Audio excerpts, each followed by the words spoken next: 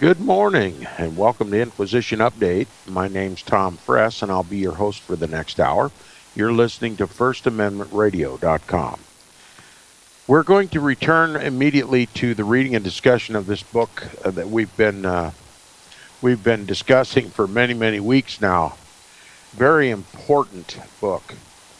It's called The Global Vatican, and it reveals to us from Roman Catholic hands, a Roman Catholic author, an ambassador of the United States to the Holy See, that the government of the United States literally kowtows to the Vatican.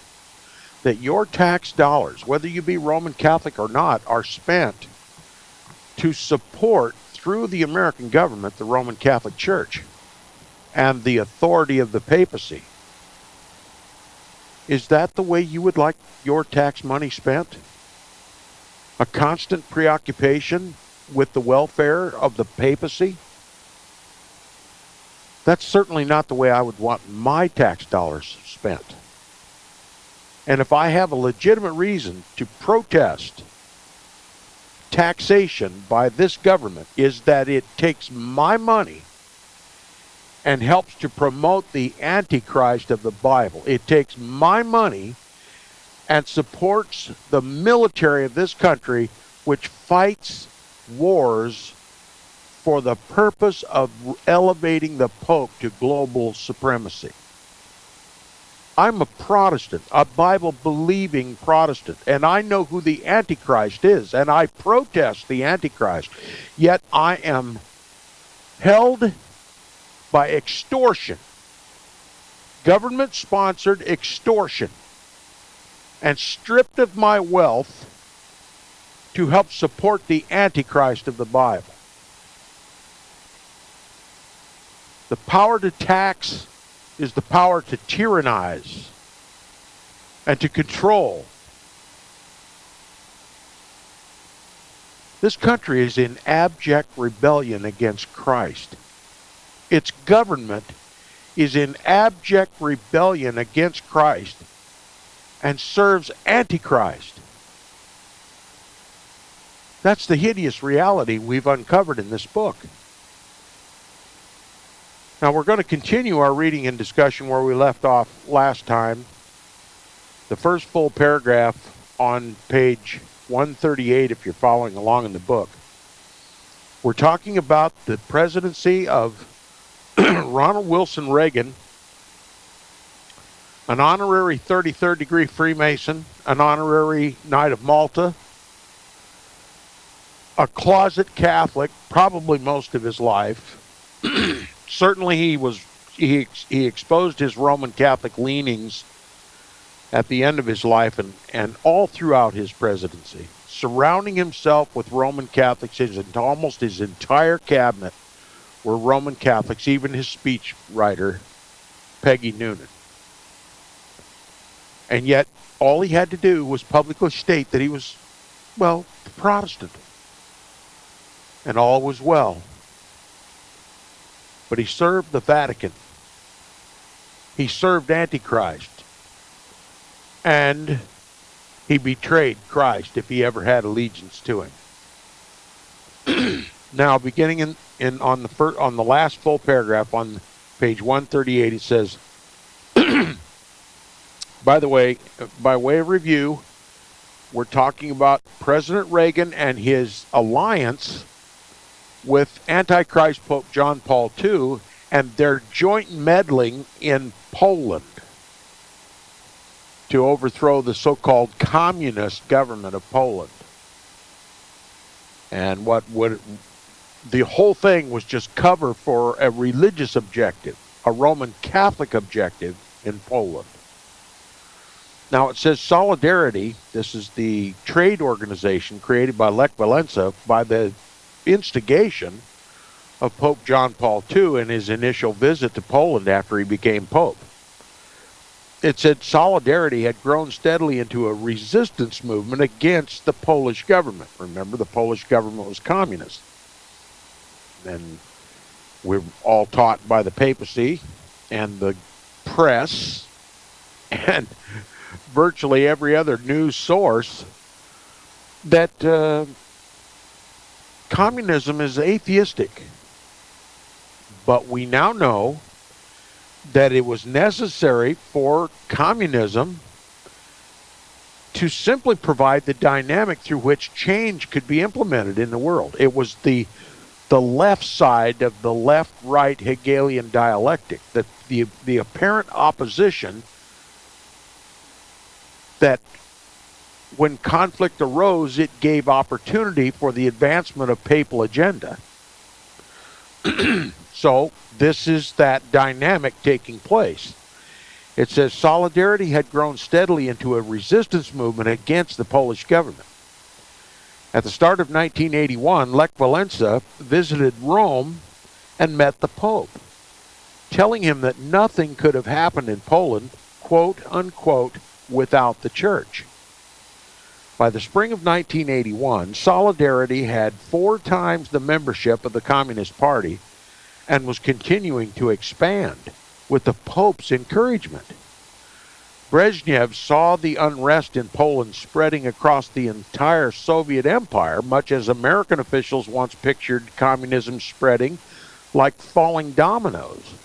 Quote, "All of us are deeply alarmed by the further course of events in Poland," unquote, Brezhnev told the Politburo on April 8, 1981, a month before the assassination attempt. This is the attempted assassination of Pope John Paul II. Quote, "In the meantime, the counter-revolution is on the march all over," unquote. In their efforts to stop the counter-revolution, might the Soviets have found reason to kill the man who was one of its chief inspirations, Pope John Paul II? CIA Director William Casey, also a devout Roman Catholic, a Knight of Malta, head of the CIA, the Catholics in Action.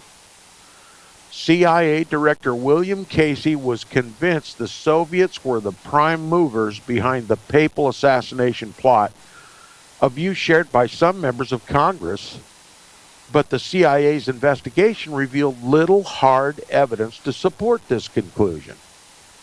A final CIA report issued in 1987 reviewed an investigation into the matter by the government of Italy. This investigation raised more questions than it answered. According to at least one source, the Pope himself believed the Soviets were behind the attack, but he never publicly said so, and in any case, he seemed more interested in moving forward, even going so far as to forgive Akka, that is the name of his attempted assassin, in person, than in wondering who had tried to kill him. High nobility for the Pope, isn't it, to forgive his assassin in public for all the world to see. But we think he suspects that the Soviets were behind it, but no proof is ever made. Kind of sounds like a charade to me. Maybe a papal inside job. Maybe the Pope was never shot in the first place. Maybe they just surgically implanted the apparent wounds to support the theory. Listen, that might sound like an outrageous accusation, but given the history of the papacy, it's certainly within plausible possibility. Now, whether or not the Soviets had anything to do with the attempt on the Pope's life, they were squarely and blatantly behind efforts to block John Paul II's influence in Poland. With the anti-government demonstrations, strikes, and threats of more strikes, calls for free elections, and demands for civil rights, The Soviets could see Poland slipping from their iron grip. The Soviets and the iron grip. I just can't help but think what who the Bible attributes this iron grip to. The Bible attributes it to Rome, not the Soviet Union. But nonetheless, they pressured the Polish government to take action. That action finally came in late 1981. It began late in the evening of December 12th.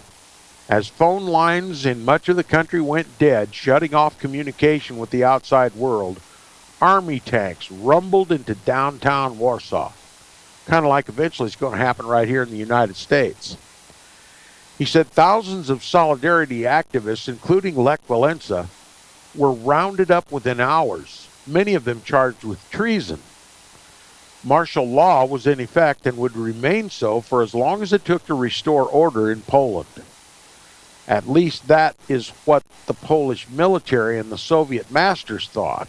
In fact, martial law was the beginning of the end of the totalitarian grip that had held Eastern Europe tight for the last 4 decades. Now, I won't go into it in great detail, but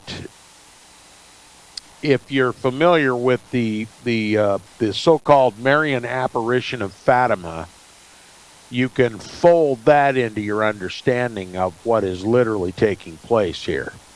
The fall of the Soviet Union and the victory of the Roman Catholic Church over atheist communism. It has to do with the third secret of Fatima. The Vatican really, through this, is trying to fulfill false prophecy.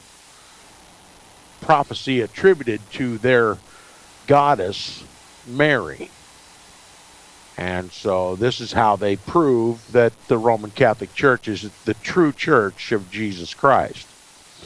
Now, it says, for the United States, the developments in Poland may have been a shock, but they were not entirely a surprise.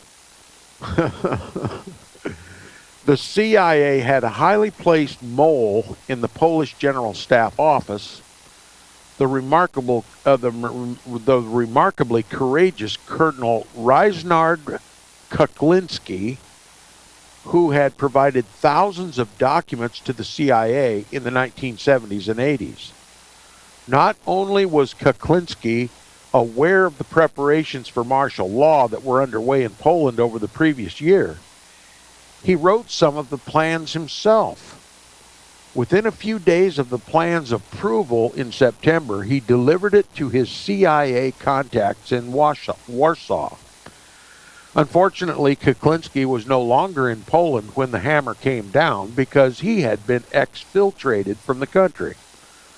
The Kuklinski saga is a sideshow to the larger drama of Poland in the early 1980s, but it offers an intriguing insight into the breadth and depth of espionage activities among the CIA, KGB, and Vatican at the time. Prior to the imposition of martial law in Poland, at least 2 high-level American officials had met with the Pope to share some of what they knew about Poland. One of the Pope's visitors was CIA Director William Casey, again, a Roman Catholic, a Knight of Malta, head of the CIA. He was a devout, oath-spitting warrior and servant of the papacy. As a Knight of Malta, he swore his first allegiance in a blood oath to the Pope and to extend his kingdom over the globe. That is the very essence of the Knight of Malta. It's a military order. It is much like the Jesuits, and its purpose is to elevate the papacy to world supremacy and to attack anyone who assails him, whether by word or deed. Okay, they are warriors in protection and advancement of the papacy. That's what the Knight of Malta is all about. CIA William Casey was an oath-spitting Knight of Malta. Now, see how your tax dollars were put to work? you paid the salary of CIA, Knight of Malta, director of the CIA, protector of the Pope. The power to tax is the power to tyrannize. The power to tax is the power to hold you subject to the Roman pontiff without your knowledge. He says another was General Vernon Walters, former deputy director of the CIA and now a roving ambassador for Ronald Reagan, who arrived in Rome in September of 1981. Walters shared intelligence with the Pope, including satellite reconnaissance shots of Polish troops. That's right, your tax dollars put up the satellites, produced the images, and your tax dollars supported the transfer of those images to the Vatican, the papacy, the Antichrist of the Bible. He says he may also have shared Colonel Kuklinski's information about martial law planning in Poland. In any case, soon after Walter's visit to the Vatican, the KGB informed the Polish military that they had a mole within their general staff. The possibility exists that Kuklinski was betrayed by a Soviet bloc spy inside the Vatican. In interviews with Polish media years after the fact, Kuklinski revealed that he had been told by Polish military intelligence officials that the Vatican was indeed the source of the leak. See how the game's played? It says, as John Kohler details in his book Spies in the Vatican, the KGB and other Eastern Bloc intelligence services were spying on the Vatican for years before John Paul II came to power. Communist spies managed to tap Vatican telephone lines and intercept Vatican telegraphs. At one point, as I've told by a senior Holy See diplomat, the Vatican discovered that the Soviets were remotely eavesdropping on the Pope's conversations from their residence, Villa Abimelech, on Janiculum Hill, using a detection method called laser beam eavesdropping to monitor the voice-generated vibrations on the windows of the Apostolic Palace. If this was an invasion of the Pope's privacy, it was also a kind of backhanded compliment. Remember, Stalin had dismissed the importance of the papacy by his quote. Remember, Stalin asked, how many military divisions does the Pope have? But Stalin's successors knew better, says this author. So, the hierarchy of the communist regime in the Soviet Union knew and acknowledged, while Stalin tried to make light of it, they acknowledged the global importance of the Vatican. Now it says by 1980, the KGB was making a concerted effort to step up its spying efforts. One plot involved sending a group of Ukrainian priests, which is, Ukraine being current in the news now. This is information that'll help us understand what is literally taking place in the Ukraine and what's really behind all the conflict. One plot involved sending a group of Ukrainian priests who had been recruited and trained by the KGB to Rome for infiltration into the Vatican. These spies were soon routed out by the Vatican's resident counterintelligence expert, Father Robert Graham, S.J., Jesuit priest, chief of counterintelligence at the Vatican. Let me tell you, the Jesuits are the creme de la creme of intelligence gathering perfection. And who would ever think that a monastic order, a simple religious order, as most people would perceive the Jesuits, to be so sophisticated in their intelligence and counterintelligence expertise? Look, they wrote the book on intelligence and counterintelligence. They wrote the book on espionage. They wrote the book on national and international intrigue, false information, manipulation of the world's masses. There's no greater intelligence organization on the planet than the Jesuit order. And it's to their tune that the world dances. It's in their ability within their intelligence circles to be able to foment wars at a whim. And that's what they do. He says one plot involves sending a group of Ukrainian priests who had been recruited and trained by the KGB to Rome for infiltration into the Vatican. These spies were soon routed out by the Vatican's resident counterintelligence expert, Father Robert Graham, S.J., a Jesuit priest, the Society of Jesus, that's what S.J. stands for. The same Father Graham, whose 1959 book on Vatican diplomacy I have quoted liberally in these pages, and who, along with his work as church scholar, developed a sideline expertise as a spy catcher for the Vatican. Oh, it's just a little hobby of his, right? Despite the counterintelligence efforts of Graham and the Vatican, communist spies did manage to infiltrate the Pope's inner circle. John Kohler identifies 3 priests, 2 Germans and 1 Pole, as possible KGB plants who may have learned about some of the information provided by the CIA to the Pope.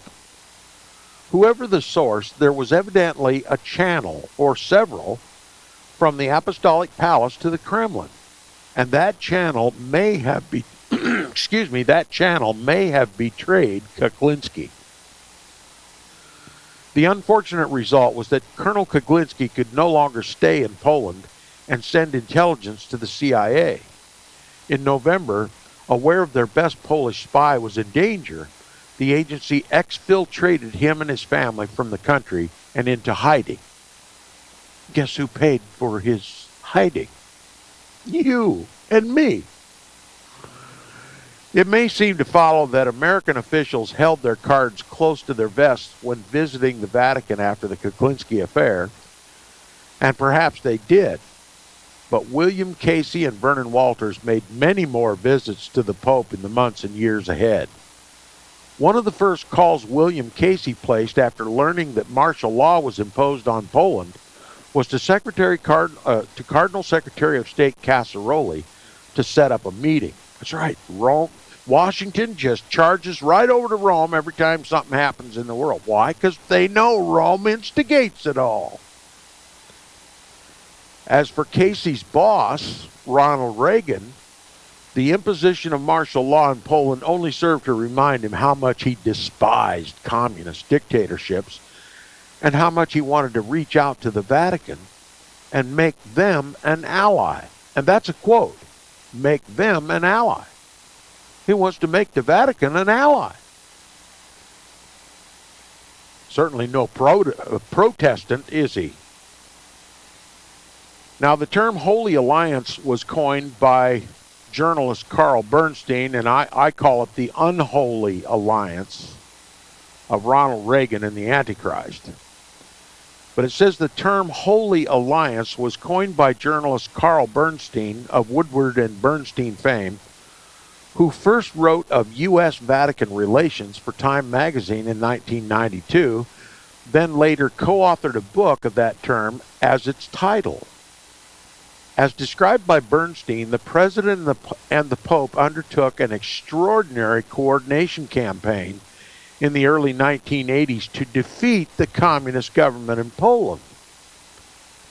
There had been high-level contacts before martial law was imposed in Poland, as mentioned earlier, including a correspondence of a dozen letters between Reagan and John Paul II.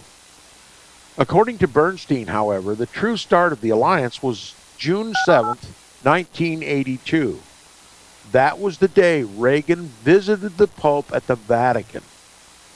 Reagan and John Paul discussed a number of topics in their 45-minute private chat, including the assassination attempts. Both of them survived. Reagan told the Pope that he believed that he had been spared for a purpose, which brought them to the main topic: their shared concerns and aspirations regarding Poland and communism in the Soviet bloc. There's the unholy alliance of Ronald Reagan and Pope John Paul II. We'll be back right after the message. Welcome back from the break. You're listening to the second half hour of Inquisition Update on First Amendment Radio. If you'd like to support Inquisition Update, please support First Amendment Radio, who sponsors the program. And if you'd like to contact me directly, please do so by email. My email address is tom@seawaves.us. Now, before we get back into the book, I want to ask the question: if Ronald Reagan and the popes got together and together destroyed atheist communism, why, ever since then, has America become more and more communistic? I mean, we're described as a global village. I mean, isn't that kind of communist? I mean, look at the social programs, the socialist programs in this country. We're taxed to death to support all these apparent funds that are supposed to redistribute the wealth of the country and take care of the poor under the name of charity. But look what they do with the money. I mean, people are losing their retirement benefits. The government just plainly confiscating them. That's communism. It's all given to the state to ultimately support the state, not to support the people. That's communism. Why has the United States all of a sudden become so communistic? And not all of a sudden. It's been gradually, boiling the communist toad for, ever since the beginning. If you need anything in this country, you have to appeal to the government to get it. The government has become the god of Americans. Isn't that communistic? Where the government becomes the god over the people? That is communism. So what's all this talk about the Pope and the government of the United States going to war jointly against communism? By your fruits you shall know them. All this book is rhetoric. Look at the facts on the ground. You were not liberated. You were not removed from the threat of atheist communism, socialism, with the presidency of Ronald Reagan and the popery of John Paul II. You were thrust right into it. It's all for public show. All the world is a stage. So says the Jesuit author of that quote. All the world is a stage.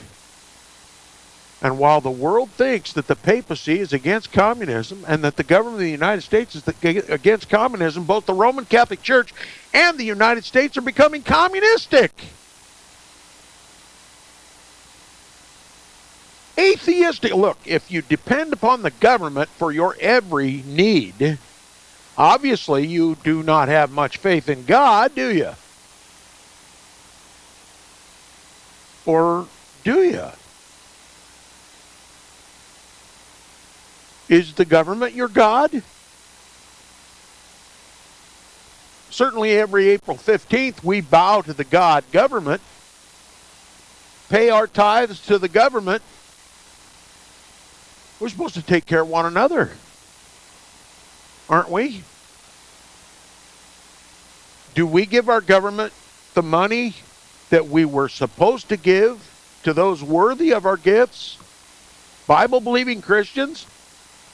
Taking care of our own so that the government can redistribute the wealth to the heathen of this country?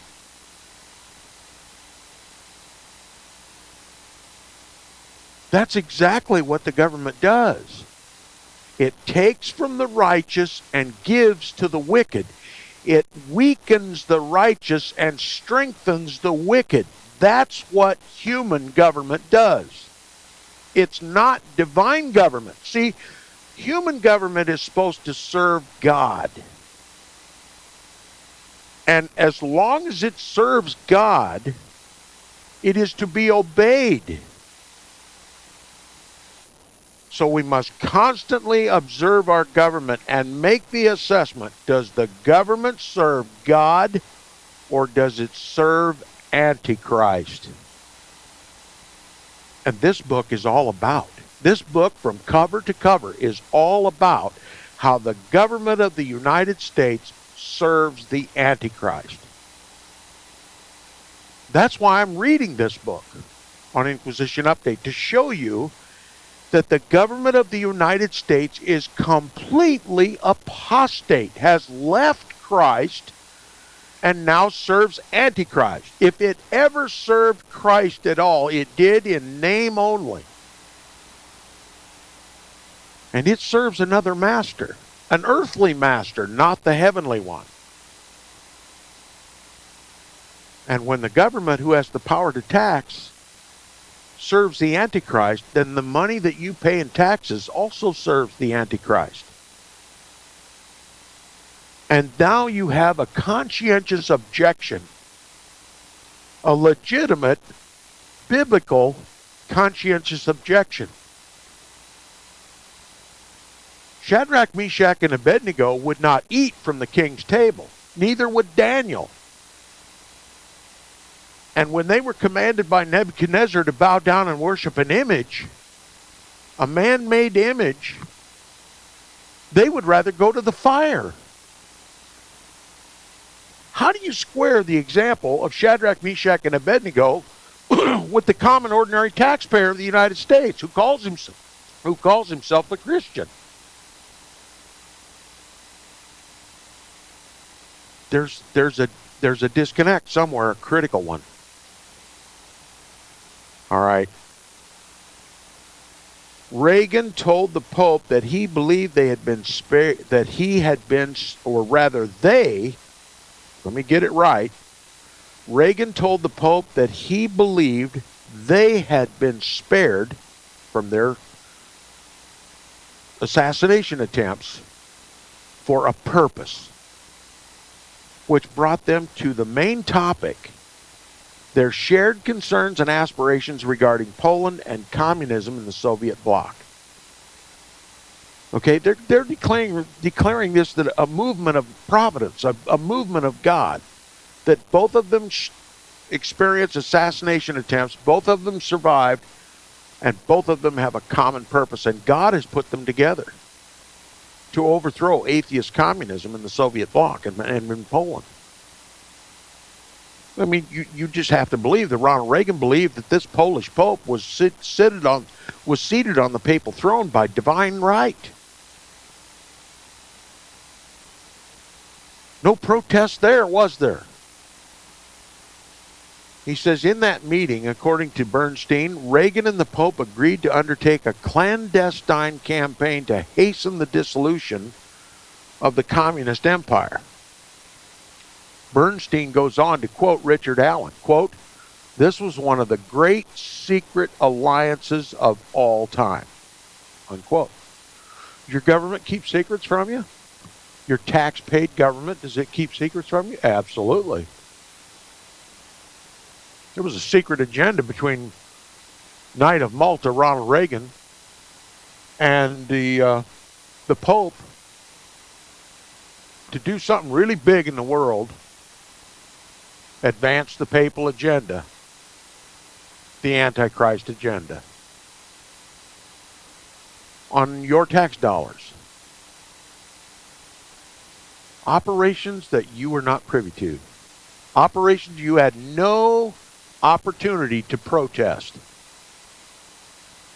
Why? Because they don't regard you as having any rights. If you're a protester, you're a heretic.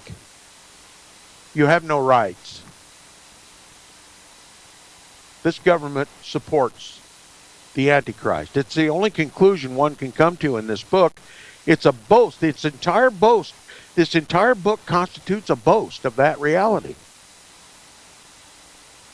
He says, in actuality, the collaboration was never quite as dramatic or defined as Bernstein's article described. Perhaps it would be more accurate to call it a symmetry of goals and actions so strong and clear as to make overt coordination unnecessary. Okay? So maybe we shouldn't call it a holy alliance. Maybe it was just, well, they were of the same common spirit, driven for the same, independently of the same goal. But it served the papacy.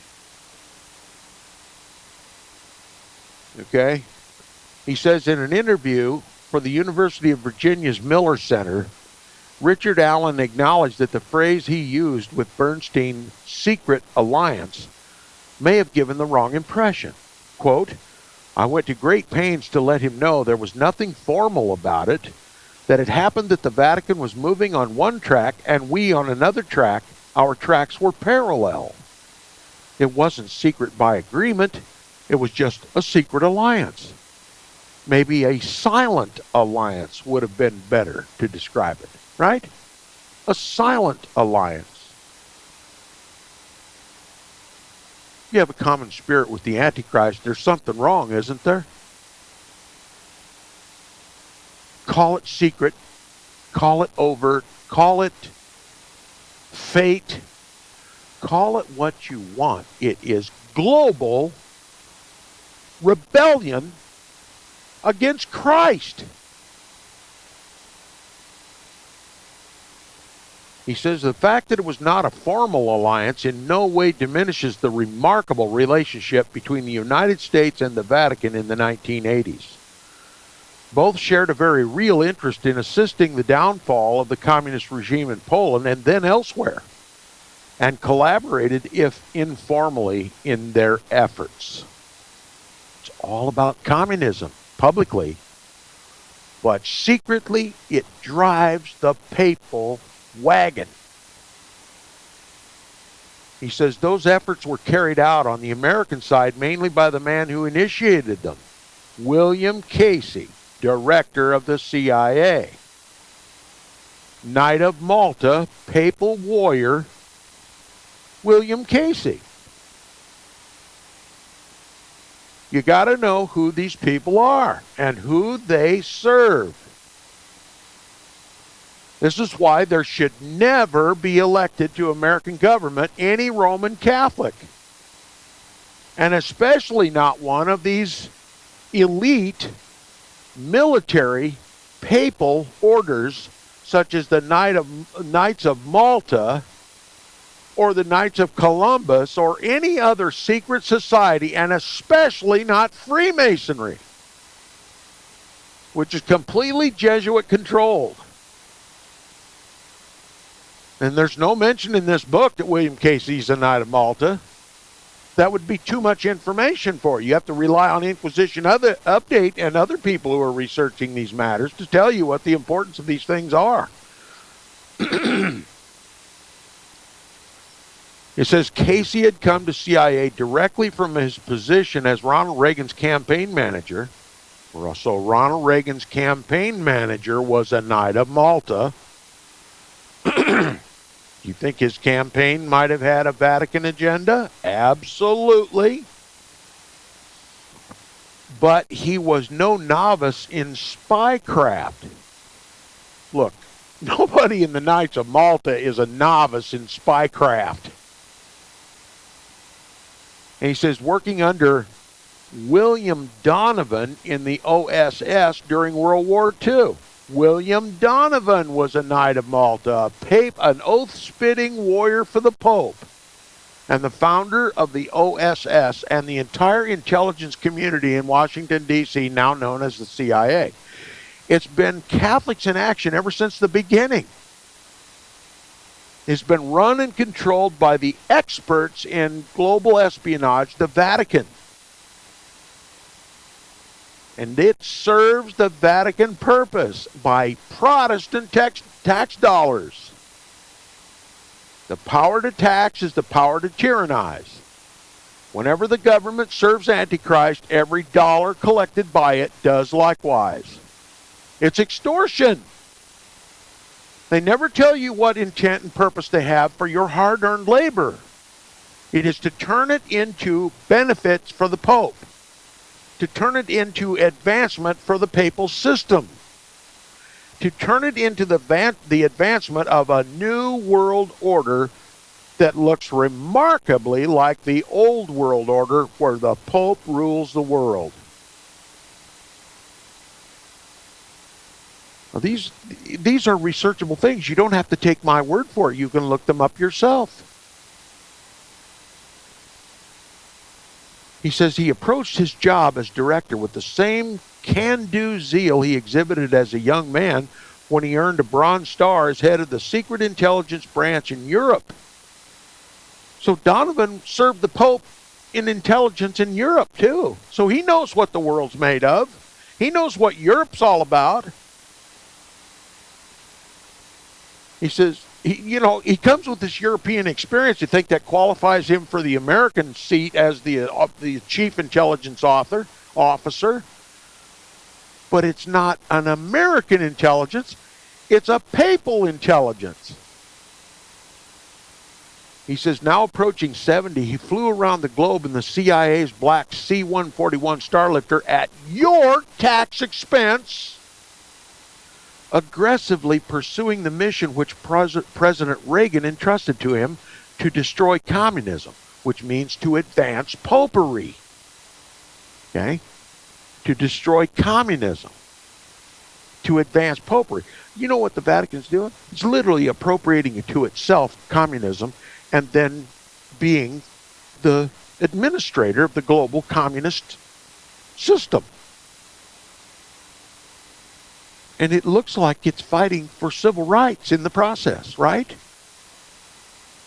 It touts itself as a global peacemaker, right? Why all the wars? If it was truly a peaceful organization, if the Vatican was truly a peaceful organization, wouldn't it expose who the one is who foments all the wars? But it doesn't, because it would blow its own cover.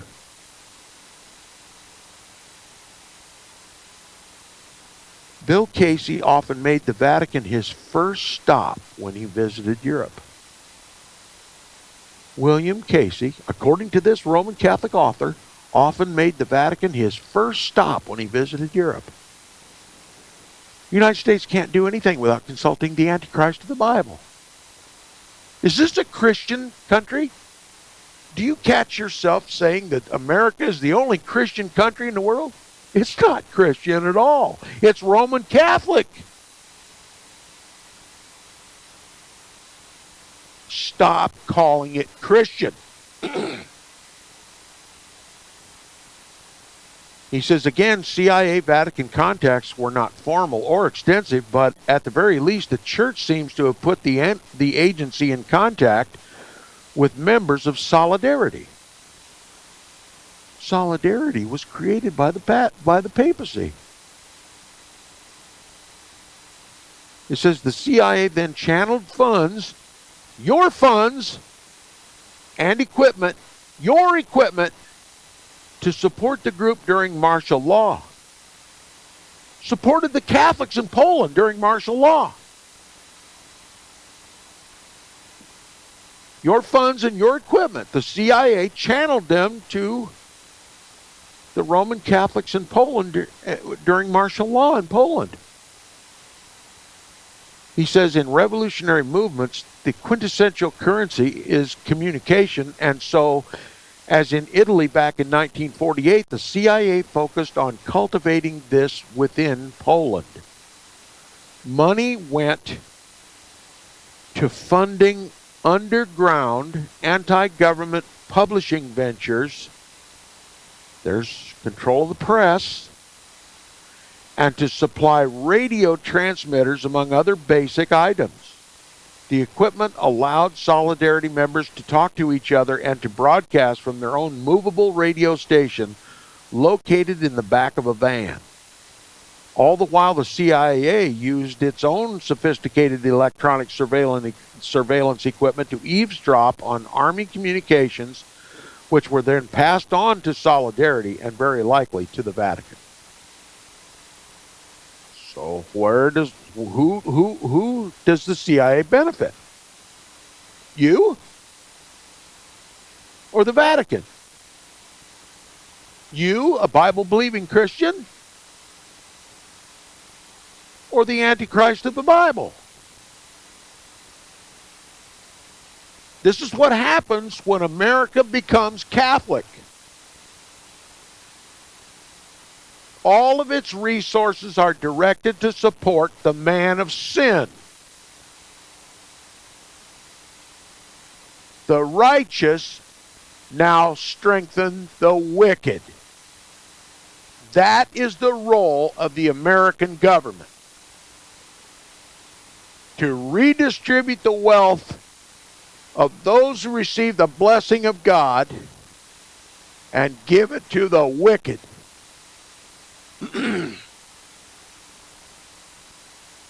He says, in keeping with Richard Allen's description of the quote-unquote silent alliance, Robert Gates, a name we should all be familiar with, another servant of the Pope, deputy director of intelligence at the time, acknowledges that, quote, there was considerable sharing of information, unquote, and a, quote, modicum of coordination, unquote, between the CIA and the Vatican, but reinforces the point that, quote, each of these institutions, for important reasons of its own, maintained a clear separation from the other in their activities, unquote.